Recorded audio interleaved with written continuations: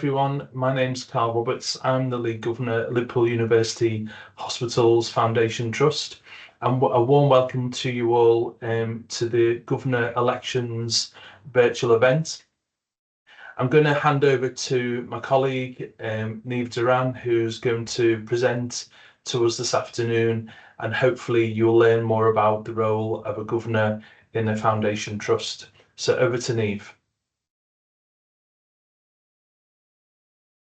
Hi, my name's Niamh Duran, and as Carl said, I'm a Corporate Governance Officer here at the Trust. So I just hope to spend the next 20 minutes talking through about what to expect from elections, what is a governor, and if you have any questions at the end, we should have a short period for a Q&A. So if I just get my presentation up here, one moment. There we go. I hope everybody can see that. So if I just go through here, right, okay. So for what I want to cover, there are 5 key areas that I want to cover in the next 20 minutes. That is, who is Luft, what is a foundation trust, how you become a governor, what happens during an election, and what exactly does a governor do. So hopefully you'll have a better understanding of all these things as we go through. So if I just, there we go. So our trust has quite an unusual acronym, LUFT, and what that means is Liverpool University Hospitals NHS Foundation Trust, and that somehow makes the sound LUFT, but it's very unique, so you should have no problems remembering it. And you may in fact have visited one of our locations.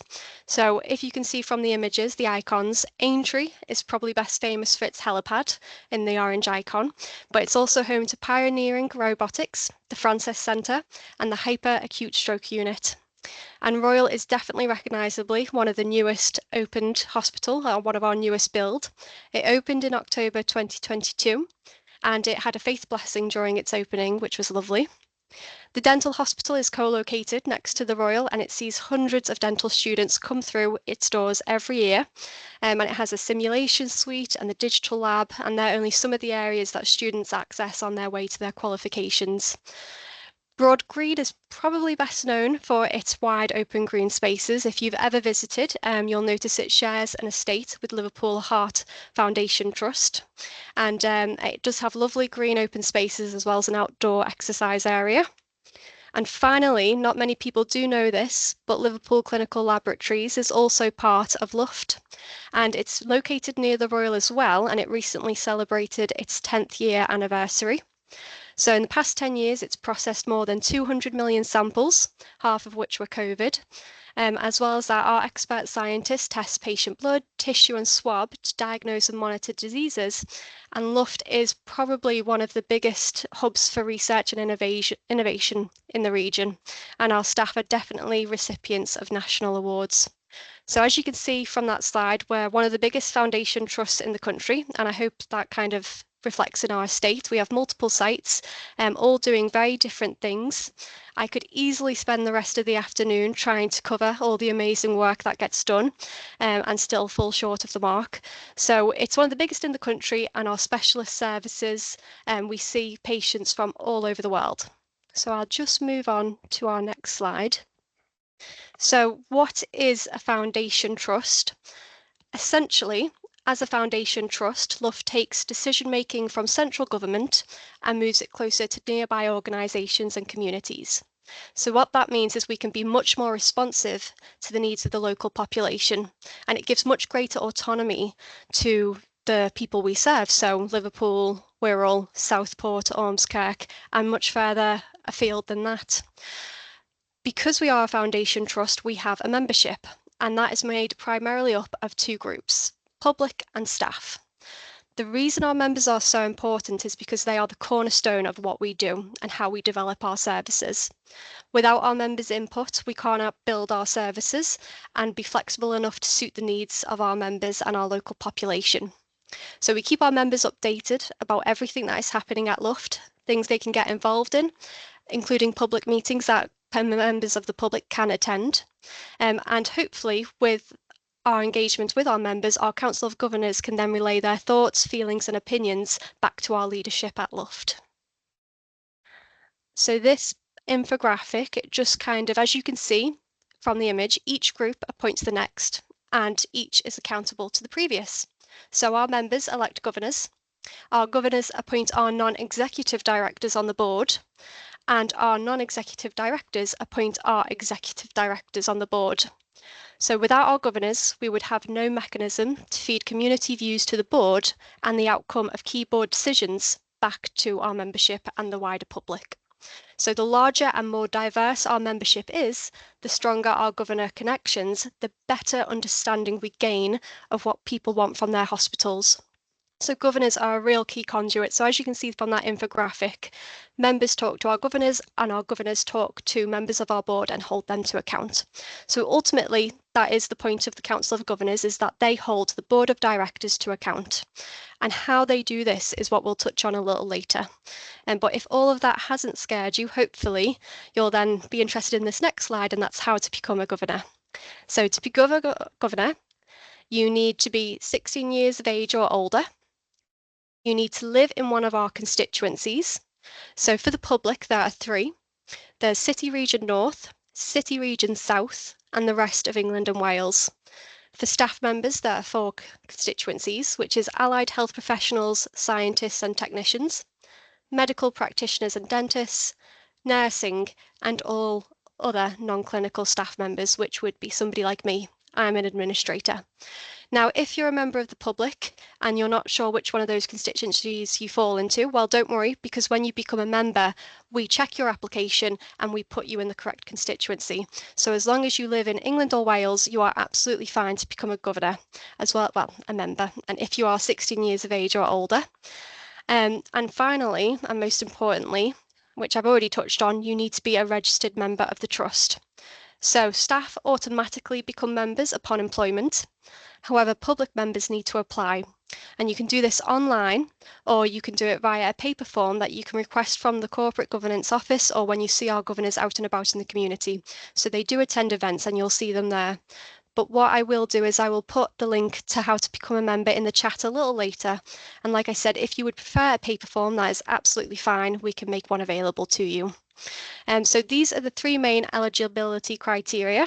However, our trust constitution does go into a little bit more detail about exclusion, things like bankruptcy, but they're much more specific. So as long as you're hitting these 3 criteria, it means you are absolutely welcome to become a member. And if it's interesting to you, to definitely become a governor.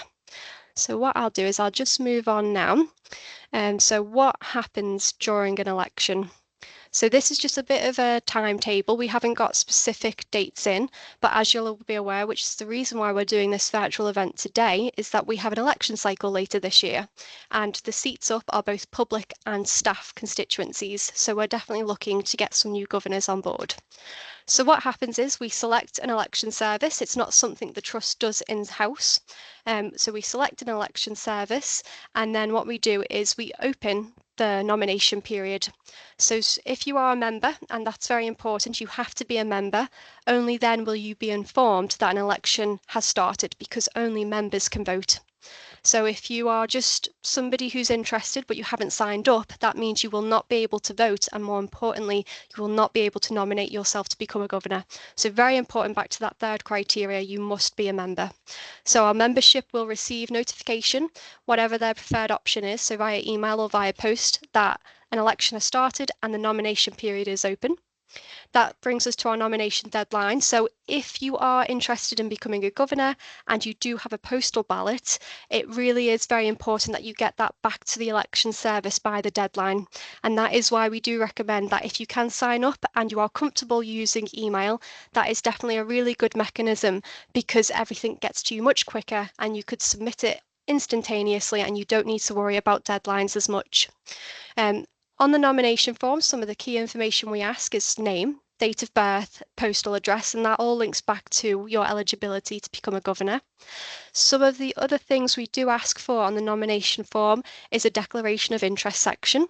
So all that means is the 2 things that we would like to know is if you have a financial or political interest. Now, what that means is if you have a financial interest, possibly you provide a service to the trust, in which case we'd just like you to declare that.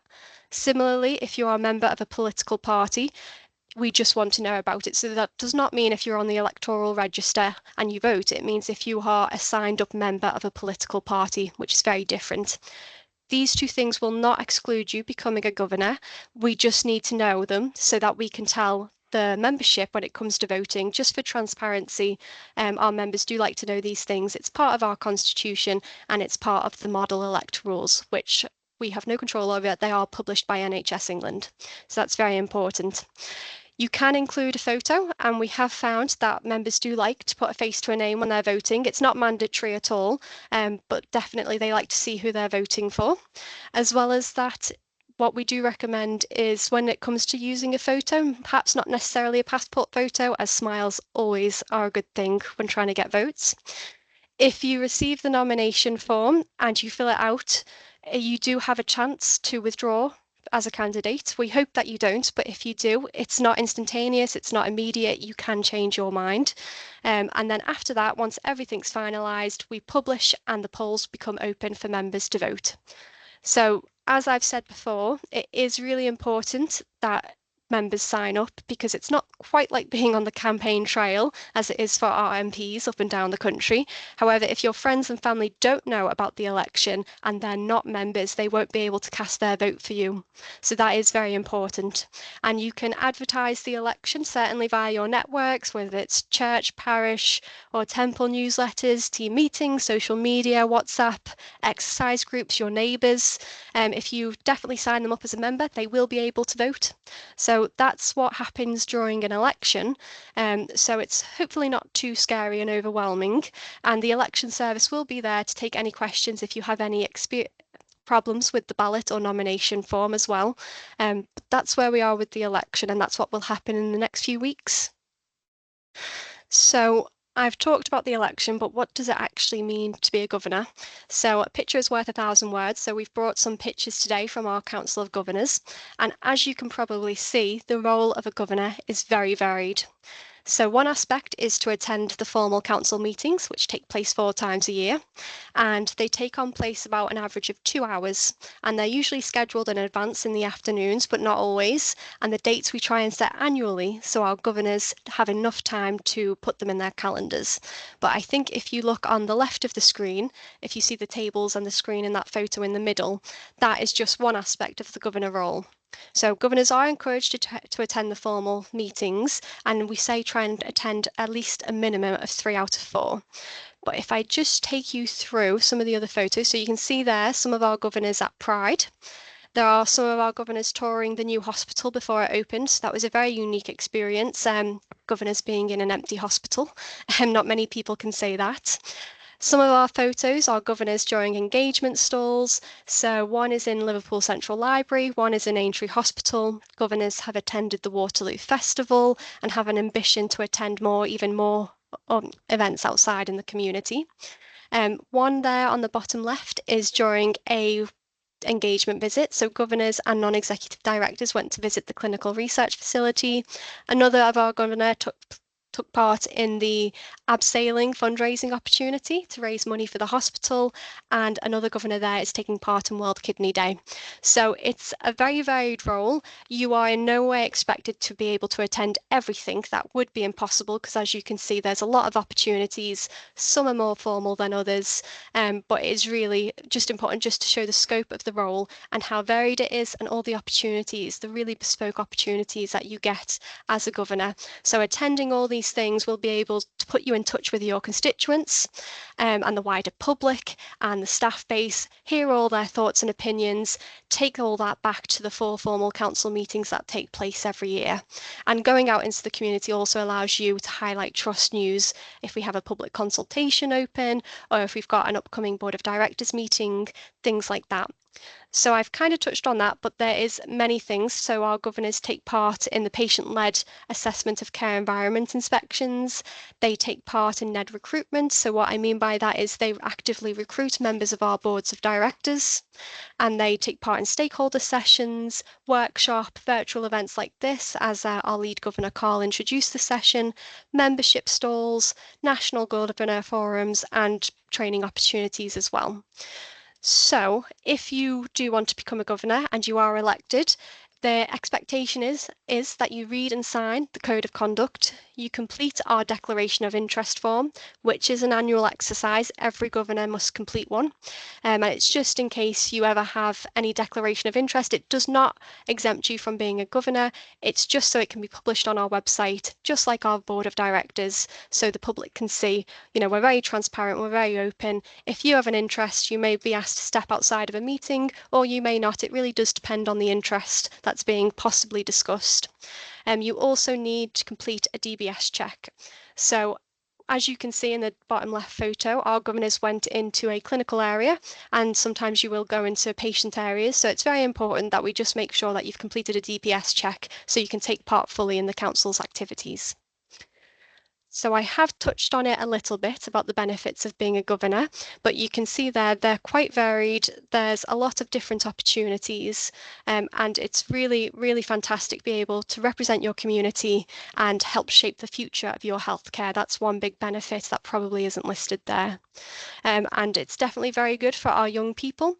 So it can be very difficult for young people when they're leaving education to have examples of where they've had, you know, financial matters, or where they've been able to read a report or attend a meeting, things that can really help them when either progressing to higher education institutions or going into the job market. So we also very much want young people to join, and if they would like to become a governor, there's a lot there that they can then take away that can really help them as they go on their journey through life. So I'll leave it there. I'll just go to our question portion, and I'll stop sharing my slide deck. Right, so I'll just see, have we got any questions? Right, okay, so I can see the first one is, I live in the Isle of Man, can I become a governor? Right, okay, yes, absolutely, you can become a governor. I'm sorry if I wasn't too clear on that. Obviously, you need to live in England and Wales. However, the Isle of Man is a Crown constituency, and because we take a lot of patients from the Isle of Man, they are one of our recognised constituencies. So if you live in the Isle of Man, you can apply to become a member, and then you can apply to become a governor. So let me see here. I don't have any NHS experience. Could I still become a governor? What I'll do is if I hand over to our lead governor, Carl Roberts, and would you like to answer that one? Yes, I will. Thank you. So you don't need to have NHS experience. You need to be able to represent people in communities and be able to bring difference to the Council of Governors. So lots of our governors will come from different backgrounds. Some will come from professional backgrounds, others not. But they certainly, majority of them don't have NHS experience as employees, but they may be a patient or service user and receive treatment and care from the NHS. So I'll hand back to Neve. Hope that answers it. Great, thank you, Carl. Another question I can see is, do governors get paid? So I'm sorry if I wasn't clear. Again, it is a voluntary role, so it is completely voluntary. We do reimburse expenses, so for parking at one of our sites, or if you're traveling to an event in your car, or you get public transport, we take the receipts and we reimburse the expenses. So it is purely a voluntary role. There is no associated salary. Another question I can see is, what's a lead governor? Right, okay, I'll hand that one over to Carl again. He's probably best placed to answer that. So the lead governor is a role which is elected by the other governors. So the term of office is for 2 years, and the lead governor acts as a representative of the Council of Governors. And if the governors have any issues or concerns around the governance arrangements or the leadership of the trust, he or she has a direct line to NHS England and is able to have a conversation with them. The lead governor works with the chairman and the senior team at the trust to enable the trust to achieve its objectives, and will act on behalf of the governors and chair meetings as required. Great, thank you, Carl. And I can see, I think one more question has come in. Oh no, I think I've answered that one. Oh, I wouldn't be able to attend everything. Would this be a problem? So no, not at all. As I've kind of touched on, there's a lot of opportunities, there's a lot of things going on with the council. You are in no way expected to be able to attend everything. I think that would be impossible, especially as it is a voluntary role. So we know a lot of our governors are in, they have jobs, they have caring responsibilities, they have families, they have a lot going on. So no, we do not expect governors to be able to attend everything. However, if possible, we would like them to attend at least 3 of the 4 annual meetings and try and get involved. You don't need to do everything, but if you're just doing a bit here and there, getting involved with all the different things, if you do 1 workshop a year, perhaps 1 training session a year, and 1 engagement stall out in the community at some point, that's already 6 things alongside the 3 formal meetings. So if you can just attend bits here and there, we put so much on, we don't expect everyone to attend everything. But it's really important that you do get out there in the community as well. It's hard to quantify how much the time commitment of the governor role is each month, but it's probably a few hours each month. But 1 month it may only be 1 hour because it can be very different. And those 4 meetings only happen once a quarter, so every 3 months. Let me have a look here. So the next question is how long can you be a governor? So you can be a governor. A standard term of office is 3 years, and you should be eligible to stand for 2 terms of offices. If something happens during your tenure and you need to take a step back, that's completely fine. We understand these things do come up. If you look at it and in the long term you think perhaps it would be best to step down, you can of course step down. You're not locked in for 3 years. So I think our lead governor Carl has currently in year 4 or 5, and some of our governors are coming to the end of their 6-year eligibility. So that just makes sure that we have a healthy turnover of governors and not the same people are always representing the community. So we like to see new faces, and we like our governors also, if they can stay for their tenure, that's great. They can help new governors settle into their role as well. So I'll just have a look here. I don't think there's any questions that we haven't asked. Right, okay, what I'll do is I'll leave it there and I will, oh, sorry, apologies, there we go. What I will do is I will put those links in the chat. If you want to become a member, you can do so with this link. I'll just put it in now. And if you would like a paper form, you can contact the Corporate Governance Office. Our details are on the website and they're also on that web page. If you'd like to speak to somebody, again, our phone number, you can get us through the switchboard, or there's a governor dedicated inbox, which again is on this membership page. And if you would like to have a look at our constitution a bit more in depth about the exclusion criteria, but it is quite a big document, you can do so. I'll put that in the chat as well. So you should be able to access both links. And when we do announce our election later this year, I hope to see you there, and I hope this has been a bit informative. Thank you very much.